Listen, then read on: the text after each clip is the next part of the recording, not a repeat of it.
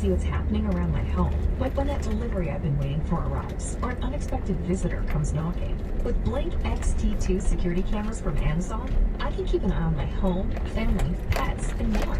Now through August 2nd, select XT2 cameras and systems are up to 25% off when you visit Amazon.com/Blink Savings. XT2 is weather resistant and wire-free, making setup easy. Plus, it runs on just 2 AA lithium batteries for up to 2 years. When XT2 detects motion, I get notified from the Blink Home Monitor app on my phone or tablet. Then, I use the app to see, hear, and speak to whoever's there. So rain or shine, I have peace of mind. Plus, it works with Alexa. Save big on Blink's best-selling XT2 outdoor security cameras now through August 2nd at Amazon.com/Blink Savings. Blink is an Amazon company. Visit Amazon.com/Blink Savings to protect what matters most today. When it comes to giving your child a quality education from home, experience matters. Online learning might be new for your family, but Laurel Springs School has been doing this for nearly 30 years. As the experts in online learning, Laurel Springs has the tools and the curriculum your child needs to maintain their learning, unhindered by whatever the future holds. Their flexible learning programs, designed for students in kindergarten through offer challenging and diverse courses. And Laurel Springs School is accredited by the Western Association of Schools and Colleges and Cognia, which means their transcripts are recognized by colleges and universities worldwide. Life can be unpredictable. Laurel Springs School is the online learning solution you can rely on for quality and consistency.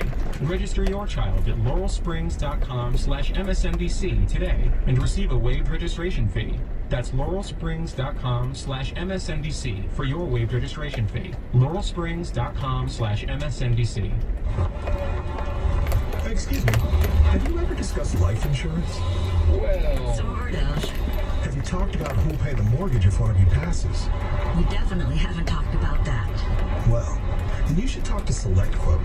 SelectQuote shops for you, getting you quotes from some of the country's most trusted companies, finding you the right coverage with the right carrier at the right price in minutes. Is it affordable? Well, how affordable does $500,000 in coverage for as little as $1 a day sound? that's great. We can afford that. To get your free quote, call 1-800-881-4343 or go to SelectQuote.com today and get the protection they need at a price you can afford. That's 1-800-881-4343 or SelectQuote.com. SelectQuote. We shop. You save. Get full details on example policy at SelectQuote.com/commercials. Monthly premiums vary based on health, company, and other factors. Not available in all states. And it is a busy Saturday in Washington, D.C. Millions of unemployed Americans have their ears to the Beltway ground. Why? Their coronavirus relief aid ended Friday, and they need more. Republicans and Democrats remain at a stalemate. Administration and top Democratic officials meeting today to strike a deal on what is or could be $600 a week of aid. The Department of Homeland Security announced they are removing an official who oversaw intelligence reports on journalists. And then there's two juggernauts headed straight at each other. Call them Isaias and COVID, a hurricane and virus mixed together. What the lethal mix means for the country. Plus, the president has promised a comprehensive health care plan and immigration plan, though we've yet to see any sign of progress on those either. Let's bring in our panel. Jeff Mason, Reuters White House correspondent. Sahil Kapoor, NBC News national political reporter. Christina Greer, Fordham University associate professor of political science. And Michael Steele, former senior advisor to Jeb Bush and former spokesman for House Speaker John Boehner. Sahil, let's start with this. We are at the 4 o'clock hour on a Saturday. Both sides saying they are working and that they are talking. Are they working and are they talking on a deal to help 30 million Americans? Richard, it's been a bad week on Capitol Hill for negotiations, but started off with a poorly executed rollout of a Senate Republican package, and it ended with some very fiery partisan rhetoric after a series of negotiations between the Democratic leaders Nancy Pelosi and Chuck Schumer and administration officials Mark Meadows and Steve Mnuchin did not go anywhere. As you mentioned, unemployment benefits, $600 per week, that about 20 million or more Americans have been relying on, expired yesterday. There is no clear path in sight to a deal in Congress at the moment, but just today we saw the first sign of some positive talk from Pelosi and Schumer after another meeting with those administration officials yesterday. They say for the first time it was a productive discussion, that they are making progress, but as Schumer said, they are not close to a deal yet, and there are many things to hammer out between what the Democrats want, which is a $3.4 trillion package that passed the House, and what Senate Republicans have proposed, which is a $1 trillion package that doesn't have the support of a lot of Senate Republicans. Senate Republicans. All right, Jeff Mason. So Mitch McConnell, the Senate leader, Republican, working with the White House. Is that happening? Because he's not that involved right now.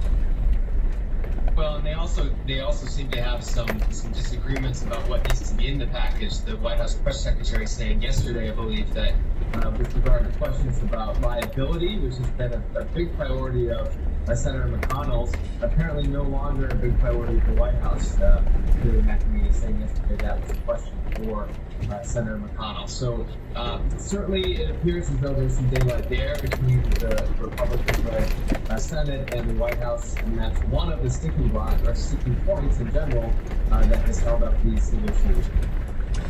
Michael Steele, let's move to another topic as we are looking at a stalemate, it looks like right now, in terms of an aid deal for 30 million Americans. There is also the issue of the Department of Homeland Security announcing they removed an official who oversaw intelligence reports regarding journalists. What do you make of that? I think it was unconscionable. I think the First Amendment is first for a reason. I do not think our government needs to be compiling information or files or monitoring reporters in any way, shape, or fashion. I think that this is, if the action has been taken to correct the situation, I think that's good, but it never should have happened in the first place. And then we have this, Christina Greer. We've got the president talking about delaying potentially the election. And by all reports, he can't do that. No, he cannot, and that's why it's really up to Republicans to make sure that they nip this story in the bud. I mean, but we also knew that this was something that the president was going to attempt. This is the alarm that many people have been quite worried about, just because we've seen his attacks on journalists, we've seen his attacks on the American people, not just immigrants, but now we've seen that he's putting out military personnel and secret military to attack American citizens. And so this is sort of the natural progression of someone like Donald Trump, who wants an authoritarian regime, but it's up to the will of the people, and it's really up to our elected officials to make sure that they pledge their loyalty to American citizens and not to Donald Trump, that they must follow the Constitution. So he's floating this idea. I think that we should get back to the fact that over 150,000 Americans have died. I think we should get back to the fact that millions upon millions of Americans money coming in because the president has handled this crisis so poorly. So it's not only a health crisis, but also an economic crisis. So these are things that are trying to distract the American public. TikTok, the fact that he's talking about elections. He's very concerned though, because he knows that he has been handling so many things in the past few months just abysmally, and there's only but so much his party and the Supreme Court can do to continue to prop him up. And we'll have more on that regarding what can happen regarding voting by mail, the requirements that the president would like to have in terms of election night results a little bit later in the show. Sahil Kapoor, let's talk about TikTok. What does this mean long-term in terms of China-U.S. business deals? This is typically very common, but this one seems to bubble to the top.